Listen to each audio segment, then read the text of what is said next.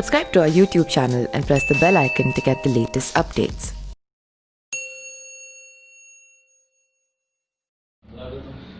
नमस्कार, मैं पिंटू सिंह यादव आप सभी का स्वागत करते हैं न्यूज़ लाइव में।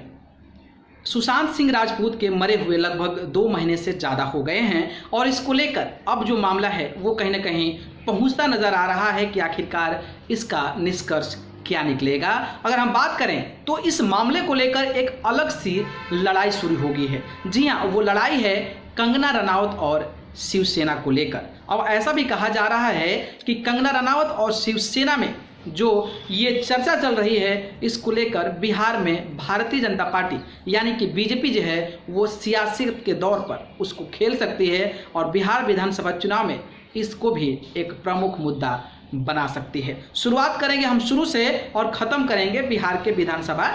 चुनाव तक। ठीक है, तो शुरुआत करते हैं। तो 14 जून को सुशांत सिंह राजपूत ने आत्महत्या कर लिया था, या फिर अगर हम कहें तो जांच उसकी हो रही है और हम ये नहीं कह सकते कि उन्होंने आत्महत्या किया था या फिर उनका मर्डर किया गया था। लेकिन ये जो मामला पूरे देश में इस तरीके से आगे बढ़ा कि लोग के मन में यही एक सवाल आने लगा कि किसी भी तरीके से सुशांत सिंह राजपूत को न्याय मिलना चाहिए। इसको लेकर नेपोटिज्म का खेल खेला गया और नेपोटिज्म के खेल में सबसे ज़्यादा जो चर्चा हुई वो बिहार में हुई, क्योंकि बिहार के युवा सड़कों पर उतर गए लॉकडाउन के दौरान भी और सुशांत सिंह राजपूत के न्याय के लिए मांग करने लगे और यहाँ तक ये भी कहने लगे कि सुशांत सिंह राजपूत का जो हत्या हुआ है उसकी जांच होनी चाहिए और उस आरोपी को पकड़ा जाना चाहिए। ऐसा मामला धीरे धीरे चलता रहा। नेपोटिज्म को लेकर मुंबई पुलिस पूछताछ करती रही, लेकिन सबसे ज़्यादा जो बड़ा मामला सामने आ गया वो आ गया जब सुशांत सिंह राजपूत के पिता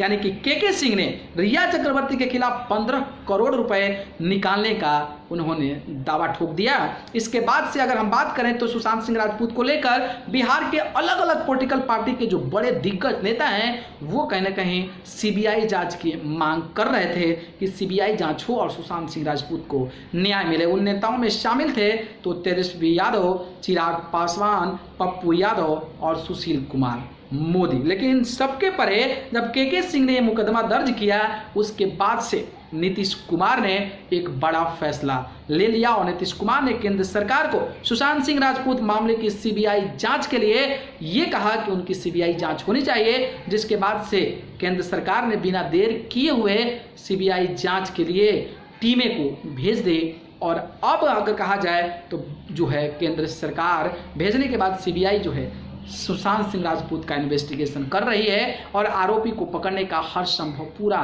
प्रयास कर रही है ताकि उनको जल्दी से जल्दी पकड़ा जाए। लेकिन इसके बीच से अब जो है एंगल किसी और दिशा में भटकता नजर आ रहा है। पहले ईडी ने पूछताछ की, इसके बाद सीबीआई ने पूछताछ की, इसके बाद से इसमें एनसीबी की एंट्री हो गई और इसमें से एक ड्रग्स का मामला घुस गया और ड्रग्स के मामले में रिया चक्रवर्ती के साथ साथ उनके भाई और 2 अन्य लोग भी अरेस्ट हो चुके हैं। लेकिन इसके अलावा अगर ढेर सबसे ज़्यादा चर्चा है तो वो चर्चा है कंगना रनावत को लेकर। जी हाँ, कंगना रनावत जिस तरीके से सुशांत सिंह राजपूत के न्याय के लिए शुरू से ही लड़ाई लड़ती नजर आ रही है और सोशल मीडिया के माध्यम से उनके पक्ष में बोलती नजर आ रही है, उसको लेकर शिवसेना के जो नेता हैं संजय राउत ने एक बयान दे दिया था और कंगना रनावत को हरामखोर तक बता दिया था। हरामखोर जब बता दिया फिर जो है वहाँ से एक दूसरे में वार शुरू हो गया और कंगना रनावत ने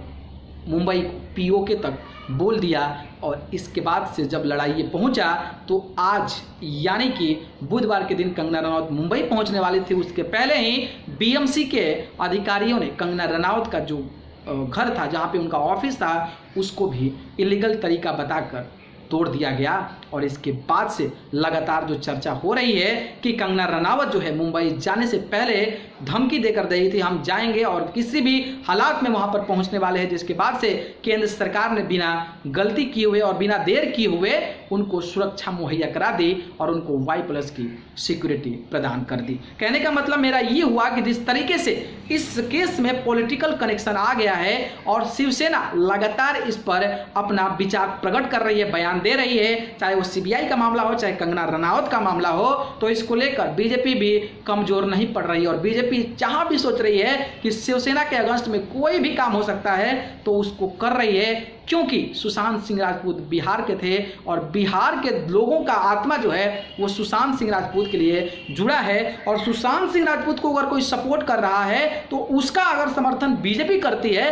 तो इसका जो फायदा है पॉलिटिकल, वो बिहार में बीजेपी उठा सकती है। और इसीलिए मुझे लगता है कि ZY+ सिक्योरिटी दी जा रही है। इसके साथ ही जो वहाँ के पूर्व सीएम थे देवेंद्र फडणवीस, उनको बिहार में प्रभारी के तौर पर उनको भेजा गया है और इस प्रकार के मामले खेले जा रहे हैं ताकि कुछ भी हो जाए, चाहे सीबीआई की बात हो, सीबीआई में देरी नहीं करना, चाहे वो कंगना रनावत को सिक्योरिटी प्रोवाइड करना, चाहे वो देवेंद्र फडणवीस को मुंबई से बिहार भेज देना, शांति के तौर पर ये बताता है कि बीजेपी जो है इस मुद्दे को भी लेकर बिहार के लोगों के साथ, बिहार के लोगों के दिलों के साथ अपनी कनेक्टिविटी कर सकती है और इस मुद्दे को बिहार में भी प्रसारित कर बिहार विधानसभा के चुनाव को काफ़ी दिलचस्प बना सकती है। और ऐसे कई सारे पोस्टर्स भी आ रहे हैं कि सुशांत सिंह राजपूत के लिए हम रुकेंगे नहीं, प्लस साथ में बीजेपी का जो चुनाव चिन्ह है वो कमल छाप भी दिखता नजर आ रहा है। तो अब मैं आपसे पूछना चाहूंगा कि क्या कंगना रनावत और संजय राउत की लड़ाई में, यानी कि शिवसेना की लड़ाई में,